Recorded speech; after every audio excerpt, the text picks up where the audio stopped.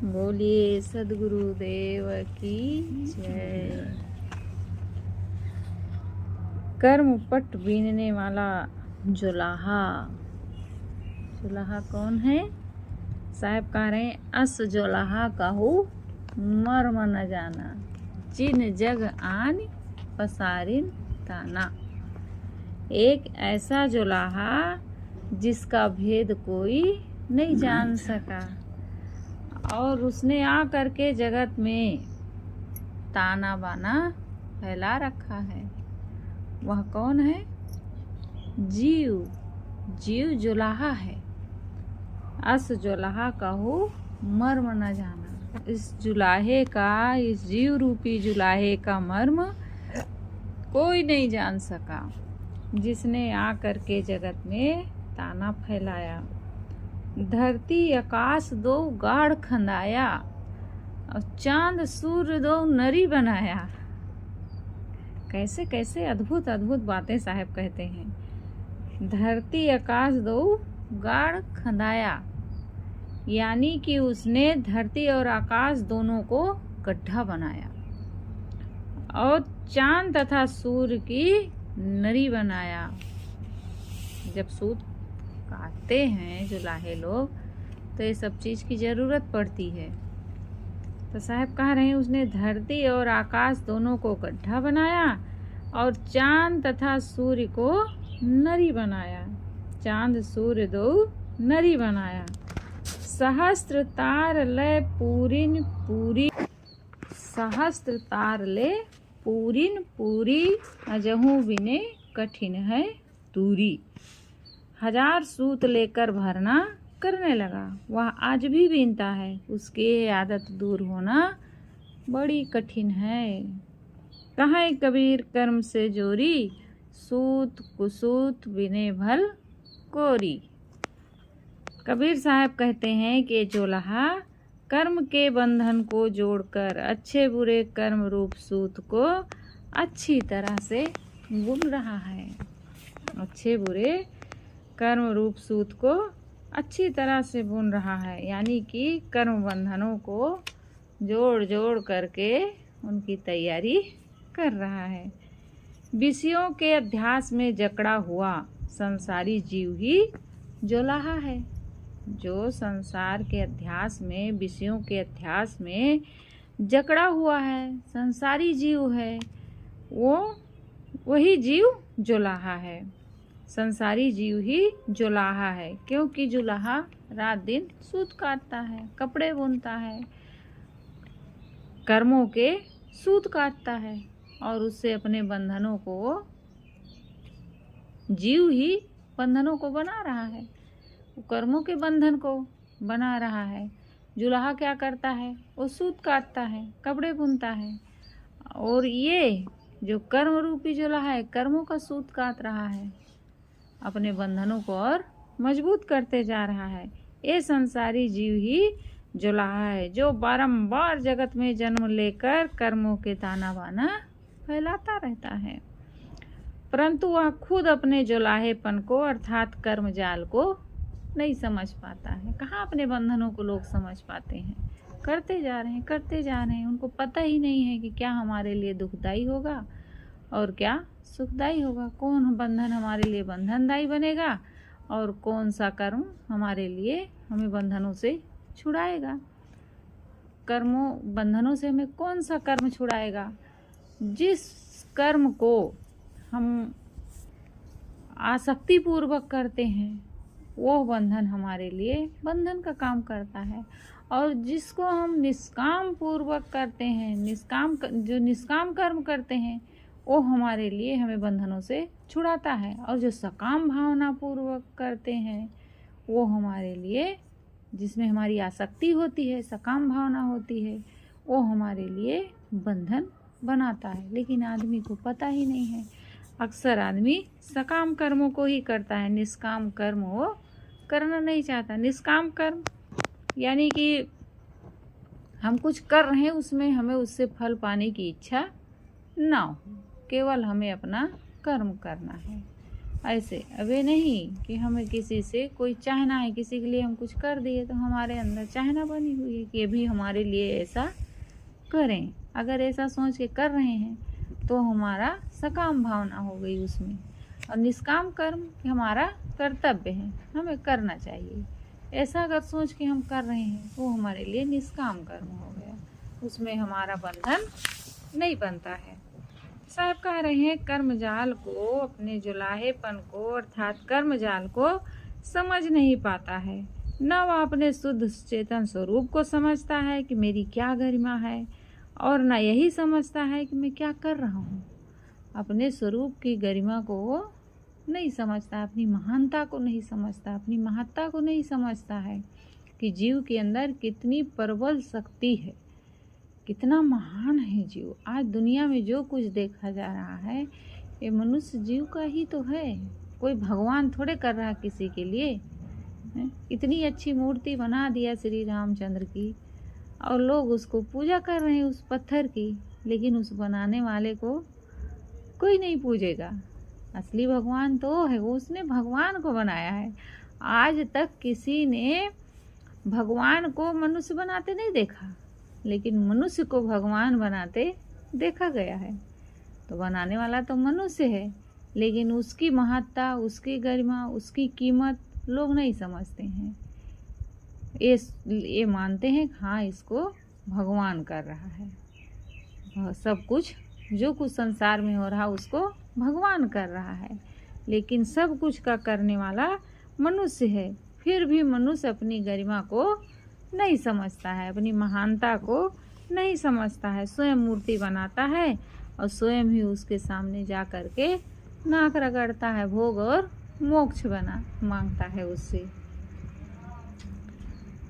तो यही नहीं समझता कि मैं क्या कर रहा हूँ, मैं ही अपने कर्म जाल का बीनने वाला तथा तोड़ने वाला हूँ। मनुष्य अपने कर्मों के जाल को बनाता भी है और जब समझ हो जाती है तो उसको तोड़ भी देता है।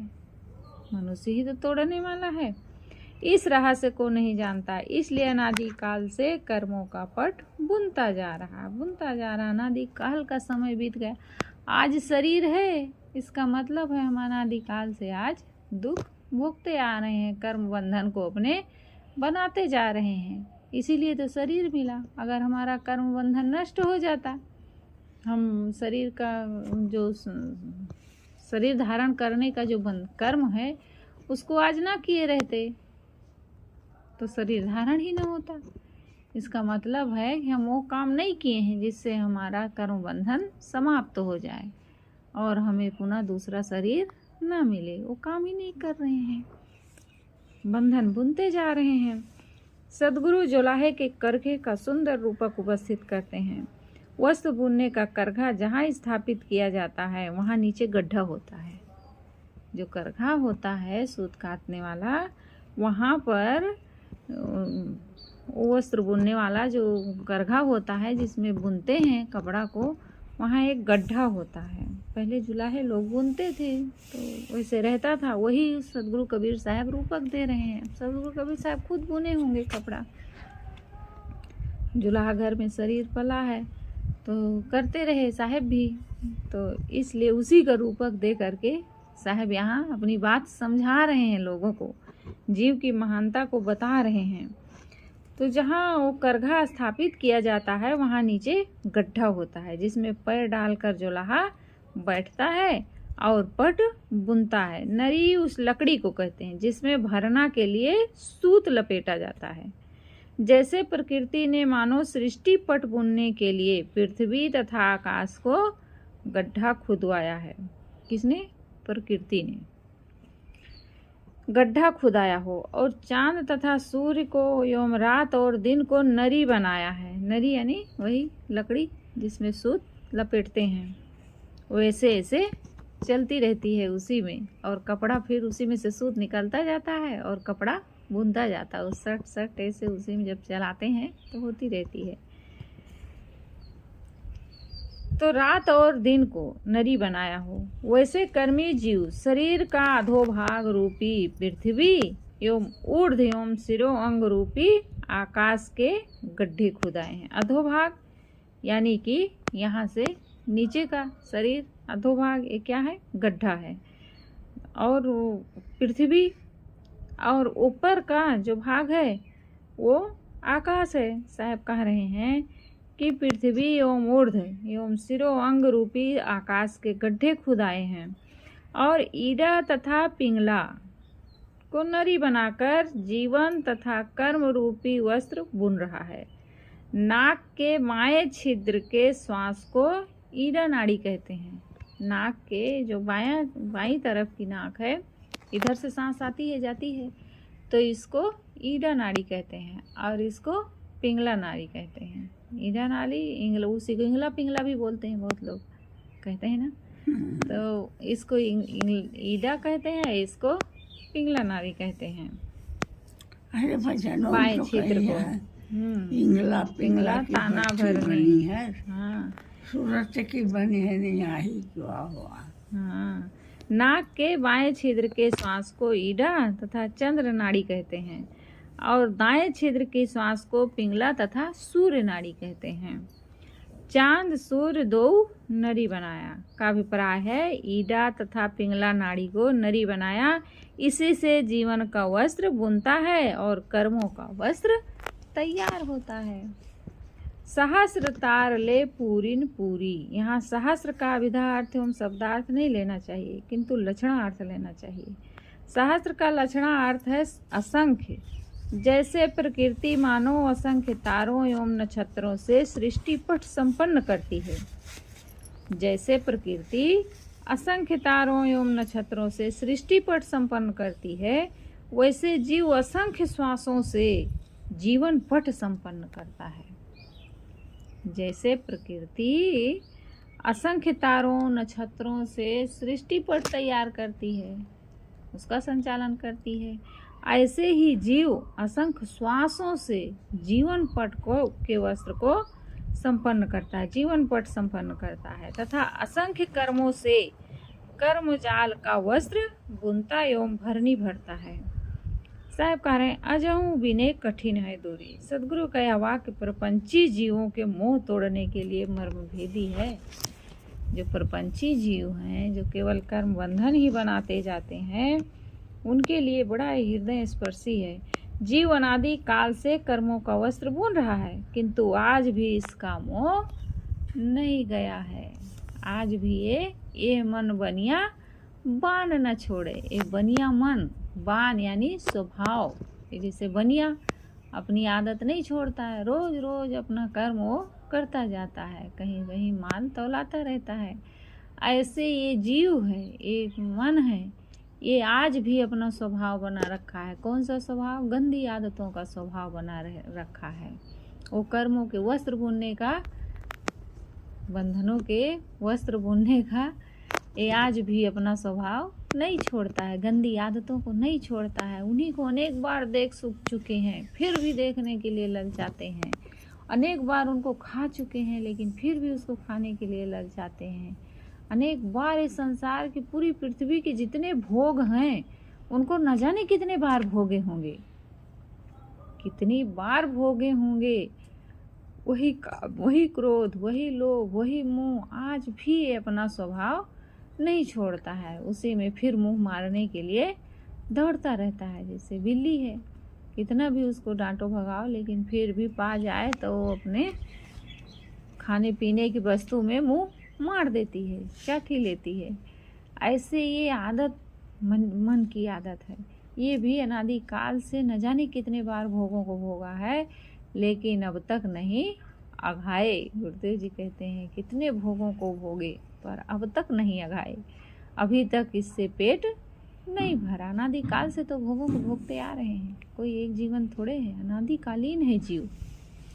और इसको न जाने कितने बार हम भोगे होंगे इस पृथ्वी को, लेकिन आज भी इससे मन नहीं भरता है कि चलो अब ज्ञान ध्यान की बातें करें, सत्संग की बातें करें, सत्संग में अपने मन को लगाएं, गुरु भक्ति करें, भजन करें और अब ध्यान चिंतन करें, इस जीवन को अपने पवित्र बनाएं। आज कहाँ इसकी होश है आदमी को। और कोई करता भी है तो क्या कहते हैं, मूर्खता का काम कर रहे हैं। क्या कर रहे हैं, बेकार का काम है ये सब। उनके समझ से भोगों को भोगना ही सबसे बहादुरी का काम है। रात दिन विषयों में लिपटे रहो, रात दिन वही मोह माया में उलझे रहो, यही सबसे बहादुरी का काम है। उस मोह माया को छोड़ना ये कायर लोगों का काम है। उनको लगता है कि इनके पास ये अब मतलब भागते हैं जिम्मेदारी से, ऐसे कहते हैं, लेकिन ये नहीं सोचते हैं कि संत गुरु समाज को अच्छा आदर्श देने की कितनी बड़ी जिम्मेदारी लिए हैं। सब कुछ को त्याग करके, घर को, परिवार को, सारे सुख संपत्ति को त्याग करके, और कितनी तपस्या करते हैं, कितने ज्ञान ध्यान अर्जित करते हैं, कहाँ कहाँ जा करके उपदेश करते हैं इतनी गर्मियों में। आज गुरुदेव जी से पूछो, जब मंच में बैठते हैं गुरुदेव जी करेक्ट 12 बजे, कितनी गर्मी रहती है उस समय, लेकिन मंच में बैठ, कहीं कूलर लग गया तो लग गया, कहीं नहीं लगता है, पंखा ही रहता है, वो और गरम गरम हवा देता है, लेकिन बैठ के 1 घंटे बोलते हैं गुरुदेव जी बिना शिकायत के। लगता नहीं है उनको, क्या उनको गर्मी नहीं लगती है? उनका शरीर कोई पत्थर का है, उनकी लोहे का है। उनका भी शरीर इन्हीं 5 तत्वों से, जैसे तुम्हें गर्मी लगती है। मैं पंडाल में बैठना नहीं चाहते हैं भगत लोग, उठ के भाग जाते हैं, गर्मी के मारे सह नहीं जा रहा है, दूर दूर जाएंगे, कहीं बैठेंगे जहाँ से हवा आए उनको, वो नहीं बैठ सकते पंडाल में। और गुरुदेव जी कैसे 1 घंटे पत्थर की तरह बैठ करके वो बोलते रहते हैं। क्या उनको गर्मी नहीं लगती है? उनको कष्ट नहीं होता है? उनका भी शरीर तो उन्हीं 5 तत्वों से बना है, लेकिन किसके लिए उसको करते हैं? समाज को कुछ ज्ञान मिले, कुछ आदर्श मिले, कुछ प्रेरणा मिले, उनके जीवन का कुछ सुधार हो। कोई एक व्यक्ति ही इतना अगर समझ लिया और इतना भी अपने जीवन का सुधार कर लिया, कितनी बड़ी बात हो जाएगी। ऐसे सब महापुरुष, जितने भी महापुरुष हुए हैं, सब कहाँ कहाँ, कबीर साहब कहते हैं देश विदेश से हाँ फिरा, गांव गांव की खोरी। कबीर साहब देश विदेश से हों फिरा, मतलब कहाँ कहाँ नहीं गए होंगे, कितनी तपस्या की होंगे, कितना कष्ट उठाए होंगे। आजकल तो सब गाड़ी का ज़माना हो गया, प्लेन का ज़माना हो गया, बढ़ते हैं संत लोग फुर्रते पहुँच जाते हैं थोड़ी देर में। और वो तो पैदल का ज़माना था, उस समय पैदल चलते थे। बड़े गुरुदेव जी से अपने सदगुरु अभिलाष साहब जी को देखो, पैदल चलते थे, कई बार कांटा इतना गड़ जाता था साहब के पैर में कि कांटा गड़ा ही रहता था, वो पैदल चलते रहते थे। सामान गाड़ी बैल में जाता था और गुरुदेव जी पैदल जाते थे सब संतों के साथ में। और भगत लोग एक गाड़ी बैल में सामान लाते थे, दूसरे गांव पहुंचाते थे। 4 किलोमीटर, 6 किलोमीटर, 8 किलोमीटर पैदल चल चल के जाते थे। क्यों? समाज को कुछ प्रेरणा मिले, कुछ उनको आदर्श मिले। लेकिन समाज क्या सोचता है? ये लोग पागल हैं, इनके बुद्धि नहीं है। कबीर साहब ऐसे लोगों के लिए क्या कहे कबीर सब खलक सयाना, इनमें हम ही अनाड़ी। ये सब तो बड़े समझदार हैं, इसका मतलब मैं ही अनाड़ी हूँ, मैं ही कुछ नहीं जानता हूँ। महापुरुषों को भी मौन होना पड़ता है। क्या करें ऐसे लोगों के सामने? लेकिन वो अपना काम नहीं छोड़ते हैं, वो अपना उद्देश्य नहीं छोड़ते हैं। अगर छोड़ देते, बैठा रहे, छोड़ देते तो आज कहाँ से कबीर साहब का ज्ञान यहाँ तक पहुँचता? समाप्त नहीं हो गया रहता। लेकिन वो संत लोग सब लगे रहे अपने उद्देश्य में और करते रहे, जितना जिससे बना उतना किए, और समाज तक आज कबीर साहब के उपदेश को यहाँ तक पहुँचाए हैं। नहीं तो कबीर साहब से ही समाप्त हो गया होता अगर ना करते सब, तो कैसे यहाँ तक पहुँचता? कैसे हम और आप समझ पाते कि ये सब गुरु भक्ति क्या है, जड़ क्या है, चेतन क्या है, बंधन क्या है, मोक्ष क्या है, पाप क्या है, पुण्य क्या है? कहाँ से जान पाते? नहीं जान पाते। ये संत गुरु की ही कृपा है कि जितना विचारों से जितना बना उतना उसको आज बना करके हमारे सामने तक पहुँचाए हैं। ये अमृत है, ये अमृत है। तो साहब कह रहे हैं कि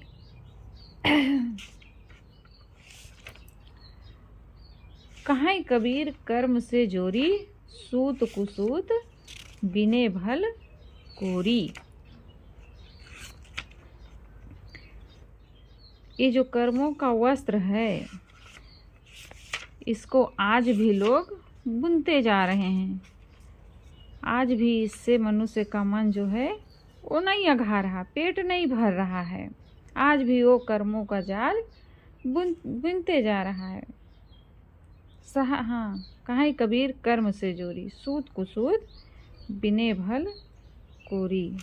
आज भी कर्मों का सूत बुनना बंद नहीं करता है। साहब कह रहे हैं किसी साधक को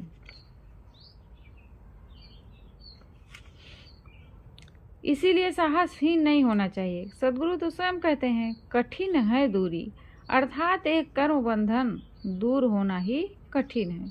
कई लोग ऐसे सोच लेते हैं कि एक कर्म बंधन कभी छूट नहीं सकता है, हम इससे मुक्त नहीं हो पाए हैं। यहाँ सद्गुरु संसारियों की राग लिप्सा पर प्रकाश डालते हैं। सद्गुरु के इस बीजक में साहस के करोड़ों वचन हैं। केवल एक साखी ले लें। तौलो तारा जगमगे, जौलो उगे न सूर, तौलो जीव कर्म बस डोले, जौलो ज्ञान न पूर। पूर्ण ज्ञान होने पर कर्मों का जाल भस्म हो जाता है। सूर्य तारे कब तक टिमटिमाते हैं? जब तक सूरज नहीं उगता है। तारे तभी तक तो आकाश में दिखते हैं जब तक सूर्य का प्रकाश नहीं होता है। ऐसे जो जीव है, कर्मों के बस कब तक भटकता रहता है संसार में, कब तक दुखों में पड़ा रहता है, जब तक उसको ज्ञान नहीं हो जाता है। ज्ञान हो जाता है तो सकाम कर्मों को छोड़ देता है, निष्काम कर्म करने लगता है, निष्काम भावपूर्वक हर कर्म करता है। फिर उसका कर्म बंधन नष्ट हो जाता है और वह मुक्त हो जाता है। कबीर साहब कहते हैं कहाँ है कबीर कर्म से जोरी, सूद कुसूद बिने भल कोरी। सदगुरु कहते हैं एक कर्मी जीव रूपी कोरी अर्थात जोलाहा अपने आप को निरंतर कर्मों से जोड़े रखता है और सूद कुसूद अर्थात अच्छे और बुरे सभी कर्मों का वस्त्र बुनता रहता है। इस चौपाई में आया हुआ भल शब्द कर्म वस्त्र बुनने का क्रिया विशेषण है। जोलाहा अच्छे बुरे सूत को लेकर वस्त्र निपुणता से बुनता है। जोलाहा क्या करता है? अच्छे बुरे सूत को लेकर वस्त्र निपुणता से बुनता है, अर्थात जीव शुभ शुभ कर्मों के धागे को लेकर भव बंधन का वस्त्र अच्छी तरह बुनता है, शुभ और अशुभ, और इसी में सदैव उलझा रहता है। सदगुरु ने इस रामायणी में जोलाहा, करघा, गड्ढा, नरी, सूत आदि का सुंदर रूपक दिया है और प्राकृतिक धरती, आकाश, चांद, सूर्य आदि का उदाहरण पेश किया है। गुरुदेव के अनेक वचन श्लेषात्मक, द्व्यर्थ एवं अलंकार युक्त होते हैं, परंतु किसी रामायणी में सदगुरु मुख्य बात यह बताना चाहते हैं कि जीव बारंबार अपने बनाए हुए कर्मजालों में उलझ रहा है। वह आज भी नहीं जाग रहा है, आज भी अच्छे बुरे कर्मों में उलझा है। उसे अपनी सत्ता और महत्ता का भान नहीं है।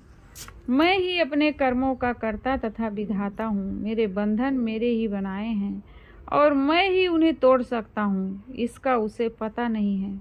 अस जोलाहा कहूँ मरम न जाना, इसी भाव का उद्भावक है। नाना मत के गुरु लोग भी प्राय जीव को हरि इच्छाधीन बताकर उसको स्वस्वरूप शोधन एवं पौरुष से दूर ही करते हैं। क्या कहते हैं? कहते हैं कि सब कुछ हरि की इच्छा के अधीन हो रहा है, भगवान जो कुछ करवा रहा है वही हो रहा है, हम तो कुछ कर नहीं सकते हैं, हम हरि की इच्छा के बिना एक पत्ता भी नहीं हिलता है। तो ये क्या करना है? साहब कह रहे हैं मनुष्य के स्वरूप शोधन एवं पौरुष से उसको दूर करना है। जब तक जीव स्वयं नहीं जगेगा उसका बंधन नहीं छूट सकता है। जिस दिन जीव जग जाएगा उस दिन उसके कर्म बंधन समाप्त हो जाएंगे, नष्ट हो जाएंगे। तो साहब कह रहे हैं अस जोलाहा कहूँ मर्म न जाना, एक कर्म पट बिनने वाला जीव जोलाहा, इसका मर्म कोई नहीं जानता है। क्या कहते हैं?